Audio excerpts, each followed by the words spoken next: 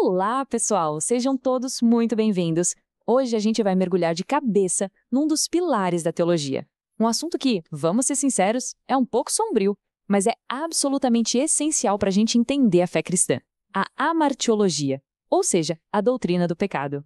E olha, isso aqui não é só um papo-cabeça, um exercício acadêmico, não. É uma investigação sobre o que quebrou no coração do mundo e no nosso.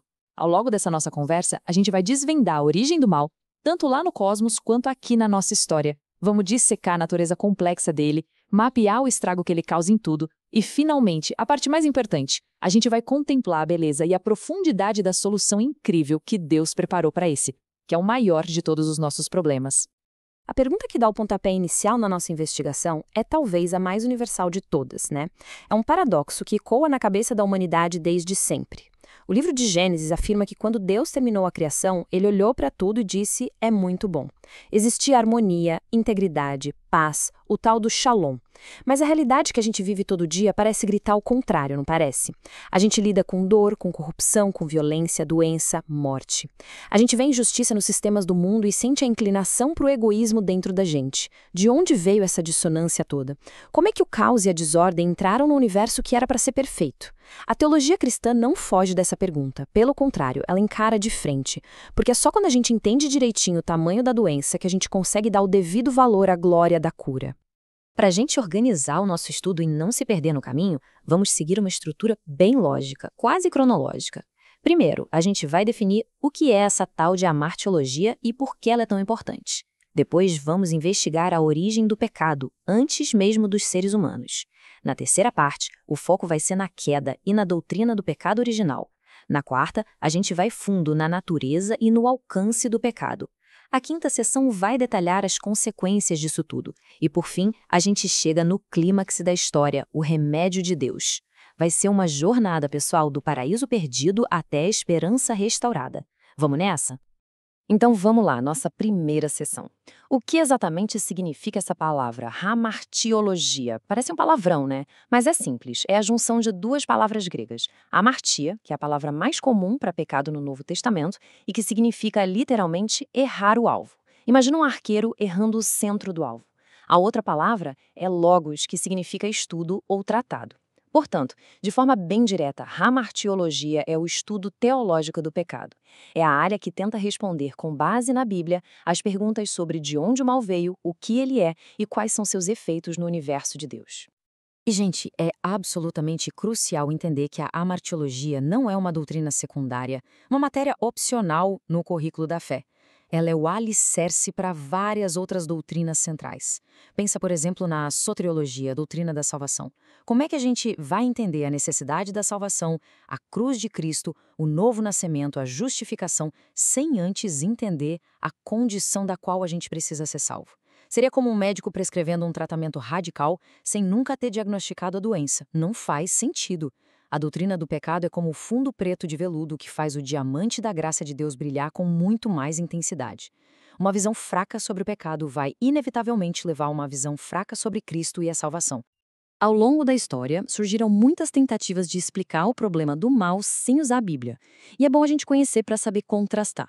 O ateísmo, principalmente na sua versão marxista, simplesmente apaga a categoria pecado. Para eles, se não existe Deus, não existe pecado contra Deus. O mal é só um problema de estrutura social opressora, a solução é a revolução, não a redenção. Já o determinismo diz que a gente não tem livre-arbítrio, então o culpado vira uma vítima de forças maiores, seja da genética, da psicologia ou da sociedade.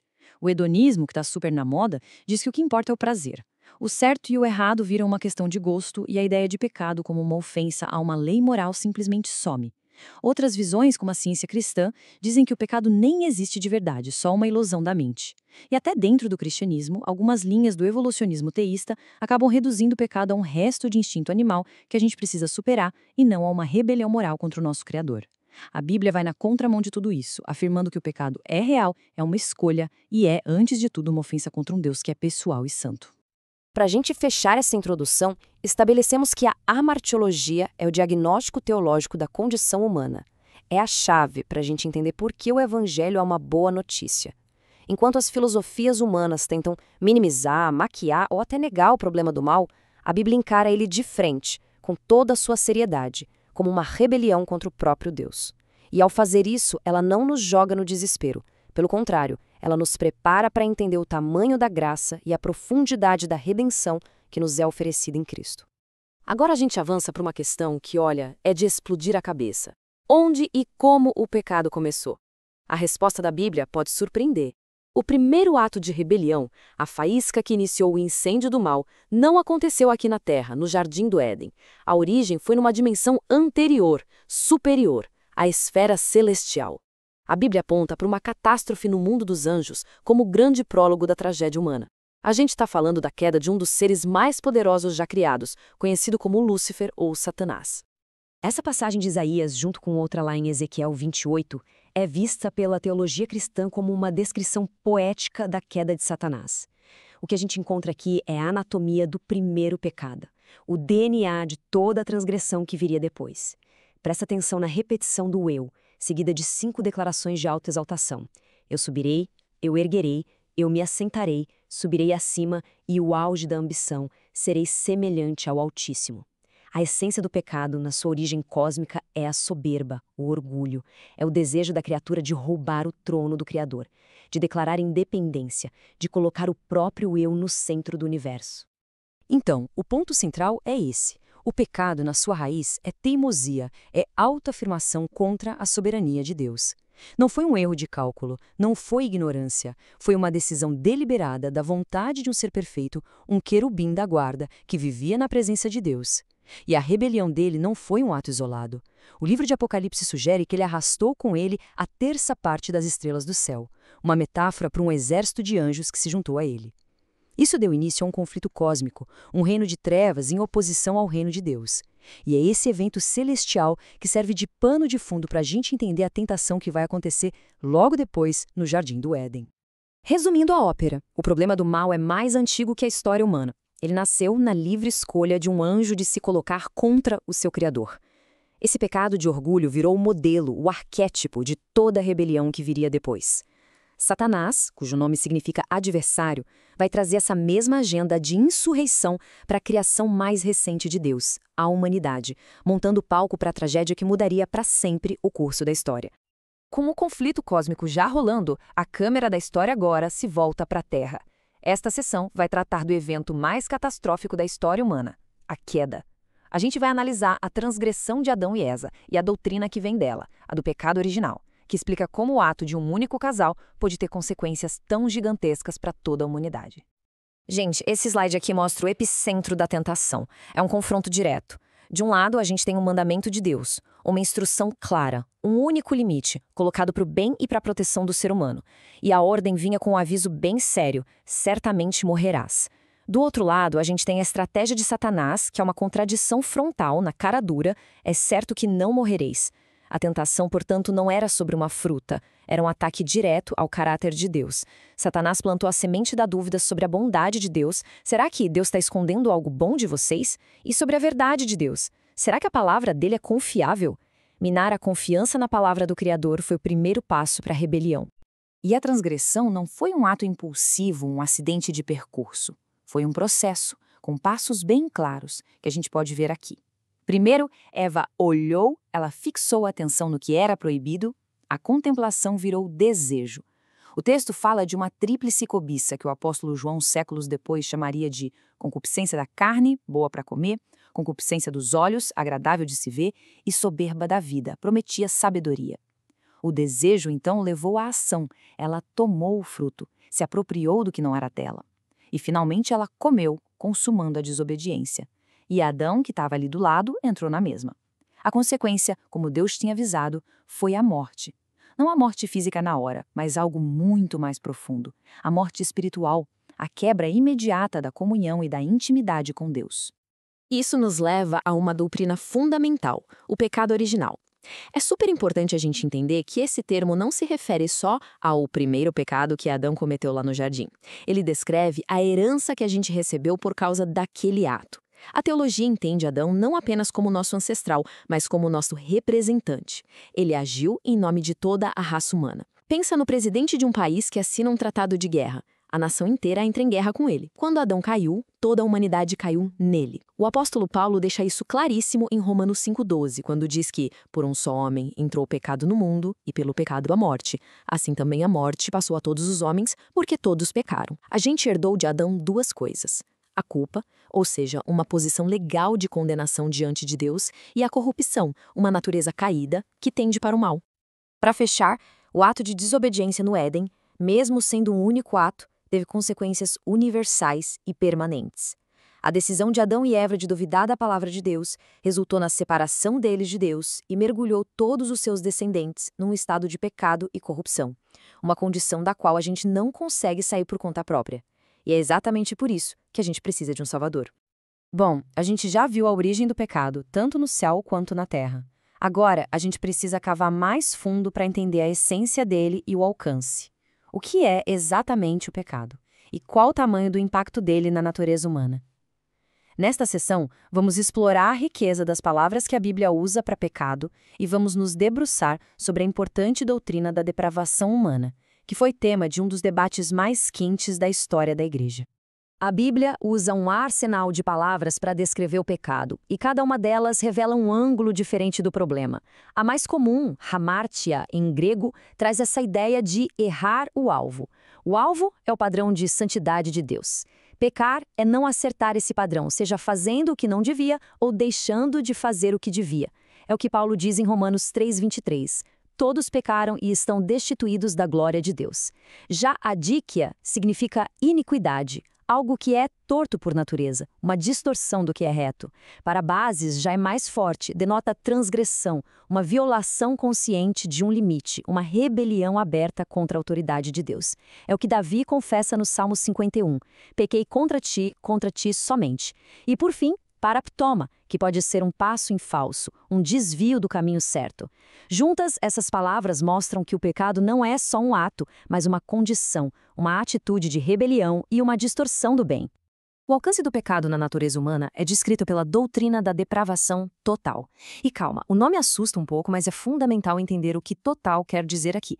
Não significa que todo ser humano é o mais mal possível, nem que a gente é incapaz de fazer coisas boas para os outros ou de apreciar a arte, por exemplo. O total aqui se refere à extensão da corrupção, não à intensidade. Significa que o pecado afetou todas as partes do nosso ser. Nossa mente, que se tornou hostil a Deus, nossas emoções, nossos desejos são desordenados e principalmente nossa vontade, que se tornou escrava do pecado. Nenhuma parte de nós saiu ilesa da queda. Pensa numa gota de veneno num copo d'água. O copo todo não vira veneno puro, mas cada molécula de água está contaminada. Como resultado, no nosso estado natural, a gente é incapaz de, por conta própria, se voltar para Deus ou fazer qualquer coisa para merecer a salvação. E essa doutrina foi forjada no calor de um dos debates mais importantes da história, lá no século V, entre dois gigantes, Agostinho de Hipona e um monge chamado Pelágio. Pelágio olhava para a imoralidade em Roma e achava que a doutrina do pecado original era uma desculpa para a galera pecar à vontade. Ele ensinava que a gente nasce neutro, inocente, como Adão antes da queda. Para Pelágio, nossa vontade é sempre livre para escolher o bem e a salvação vem pelo nosso esforço em obedecer a Deus. A graça seria só uma ajudinha. Já Agostinho, com base na sua própria vida e numa leitura profunda da Bíblia, defendeu com unhas e dentes a doutrina do pecado original. Ele argumentou que a gente herda de Adão uma natureza caída, que nossa vontade está presa ao pecado e que sem a graça de Deus agindo primeiro para nos libertar, a gente nem sequer consegue escolher a Deus. Para Agostinho, a salvação é 100% graça.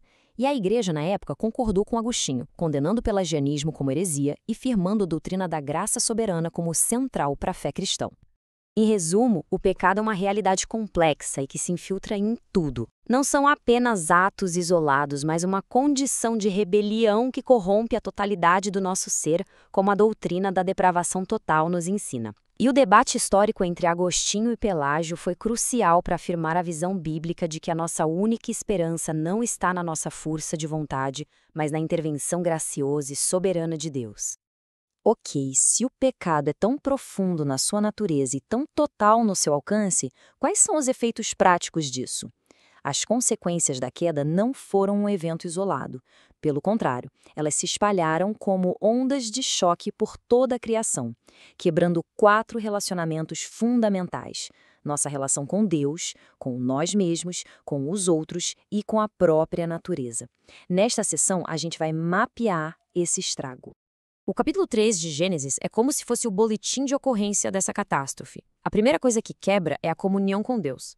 Aquela intimidade de passear com Deus no jardim foi trocada por vergonha, medo e fuga. A harmonia entre as pessoas virou um jogo de empurra, de acusação. Aí vem o julgamento de Deus em uma série de maldições. A serpente é amaldiçoada. A mulher passa a ter dor no parto e tensão no relacionamento com o marido. O homem descobre que o trabalho, que era para ser algo bom, se tornou uma labuta cansativa e frustrante. A própria terra foi amaldiçoada, começando a resistir e produzir espinhos. O clímax é a expulsão do Éden, a perda do acesso direto à presença de Deus. E a penalidade final, que engloba tudo, é a morte. Morte espiritual, que é a separação de Deus, morte física, que é a separação da alma e do corpo, e, por fim, a morte eterna, a separação final de Deus. A profundidade dessa tragédia é tão grande que alguns teólogos falam dos 5 gemidos que o pecado trouxe ao universo. Primeiro, a terra geme, produzindo espinhos. Segundo, o apóstolo Paulo, em Romanos 8, diz que toda a criação geme e suporta angústias, esperando ser liberta da corrupção. Terceiro, nós, os cristãos, também gememos, esperando a redenção final dos nossos corpos. Quarto, e isso é impressionante, Paulo diz que o próprio Espírito Santo geme com gemidos inexprimíveis intercedendo por nós. E por fim, o gemido trágico e eterno daqueles que são perdidos, separados de Deus. Isso mostra a desarmonia cósmica que o pecado causou. E este gráfico aqui ilustra uma consequência bem física, bem na nossa cara. O ser humano foi criado com o potencial da vida eterna. O pecado introduziu a mortalidade. Embora os primeiros homens vivessem por séculos, a maldade foi aumentando tanto que Deus estabeleceu um limite, lá em Gênesis 6. A morte virou uma realidade universal, um lembrete constante da nossa condição caída. A doença, a fragilidade, o envelhecimento, tudo isso são ecos daquela primeira transgressão. Ao fechar essa sessão, o cenário é bem sombrio, eu sei, mas é teologicamente necessário. O pecado quebrou tudo. Ele nos afastou do nosso Criador, trouxe conflito para os nossos relacionamentos, corrompeu nossa relação com o trabalho e com a natureza e nos sentenciou à morte. O universo inteiro está, de certa forma, gemendo de dor. E é exatamente essa condição desesperadora que prepara o palco para a glória da redenção. É o tamanho da doença que revela a maravilha da cura. Chegamos, finalmente, ao ponto de virada, ao clímax de toda a história. Depois de um diagnóstico tão pesado da doença, vamos olhar para o remédio. A história da Bíblia não termina com a gente sendo expulso do Éden. Pelo contrário, desde o exato momento do julgamento, Deus começa a revelar seu plano de redenção. Esta sessão é sobre a esperança que nasce na escuridão, sobre a solução perfeita, graciosa e suficiente de Deus para o problema do pecado, a pessoa e a obra do nosso Senhor Jesus Cristo.